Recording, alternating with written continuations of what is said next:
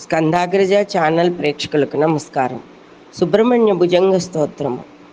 ఈ సుబ్రహ్మణ్య భుజంగ స్తోత్రంలో మనం 12వ శ్లోకం నేర్చుకుంటున్నాము.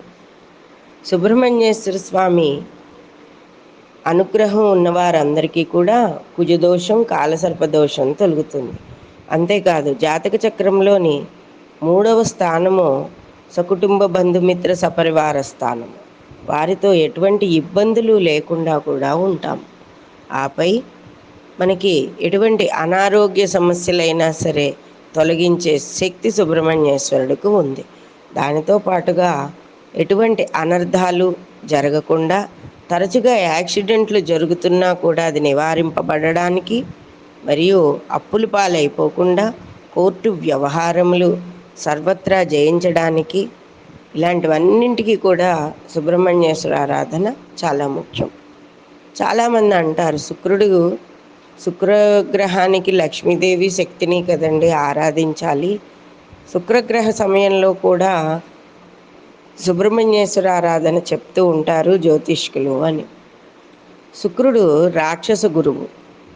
అంతేకాకుండా శుక్రుడి వలన దాంపత్య సుఖం, సంతాన సౌఖ్యం కూడా వస్తాయి. అంటే సంతానం కలగడానికి ఈ శుక్లలు అనేవి మగవాళ్ళల్లో ఉత్పత్తి అయ్యి ఈ వీరోత్పత్తికి ఉపయోగపడుతూ ఉంటుంది.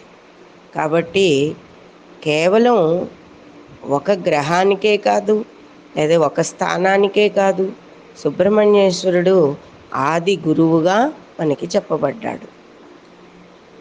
ఈ 12వ శ్లోకంలో స్వామి యొక్క బాహుదండాలని నేను సదా నమస్కరిస్తున్నాను, సదా ఆశ్రయిస్తున్నాను అన్న శ్లోకానికి అర్థంగా ఆ శ్లోకానికి మనకి చెప్పబడింది. విధౌ విధౌ క్లుప్తదండ రులీలా ధృతాండ నిరస్తే భసుండ ద్విషత్కాలదండాన్ హతేంద్ర రిషండ జగత్రాణ సౌండ సదా తే ప్రచండాన్ శ్రయే బాహుదండాన్. నీ బాహుదండాలని నేను సదా ఆశ్రయిస్తూ ఉంటాను. మరి అవి ఆయన యొక్క బాహుదండాల యొక్క ఎందుకు ఆశ్రయిస్తున్నాడు భక్తుడు అంటే, అవి ఎల్లవేళలా కర్తవ్యాచరణమైనవి. దుష్టులను శిక్షిస్తాయి, శిష్టులను రక్షిస్తాయి. అనాయాసముగా ధరింపబడిన బ్రహ్మాండములన్నీ కూడా ఆ బాహుదండములనే ఉన్నాయి, వాటినే ఆశ్రయించి ఉన్నాయి. గజతుండముల వలె ఉన్నాయి ఆయన బాహుదండములు.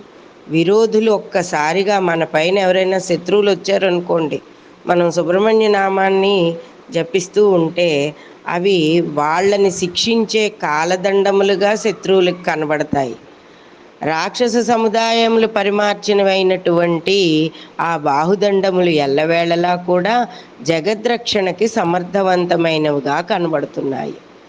అటువంటి సమర్థవంతమైన నీ బాహుదండములను ఎల్లవేళలా నేను ఆశ్రయించి ఉన్నాను. ఆ చేతులలో అనేకమైన శక్తాయుధాలు ఉన్నాయి.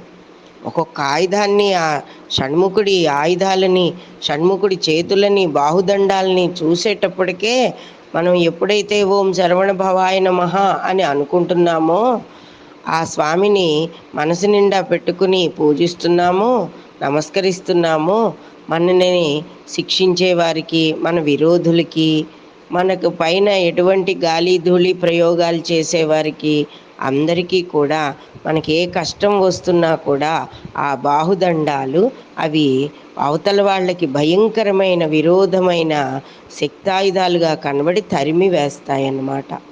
అందుచేత ఈ సుబ్రహ్మణ్యేశ్వర స్వామిని ఎల్లవేళలా కూడా షష్ఠి తిథి వచ్చేటప్పటికి, మంగళవారం ప్రతి వారం వచ్చేటప్పటికి, మనకి నెలకు ప్రతి మాసంలోనూ 4 మంగళవారాలు 5 మంగళవారాలు వస్తాయి. చక్కగా సుబ్రహ్మణ్యేశ్వరుని ప్రత్యేకంగా పూజించుకోండి, స్వామిని ఆరాధించుకోండి, కష్టాలను పోగొట్టుకోండి, గురువుగా భావన చేయండి. జగద్గురు ఆయనే చూసుకుంటాడు ఆ గుహుడు. రేపటి భాగంలో 13వ శ్లోకం నేర్చుకుందాం. మన ఛానల్ సబ్స్క్రైబ్ చేసుకోండి, షేర్ చేయండి, లైక్ చేయండి. స్వస్తి.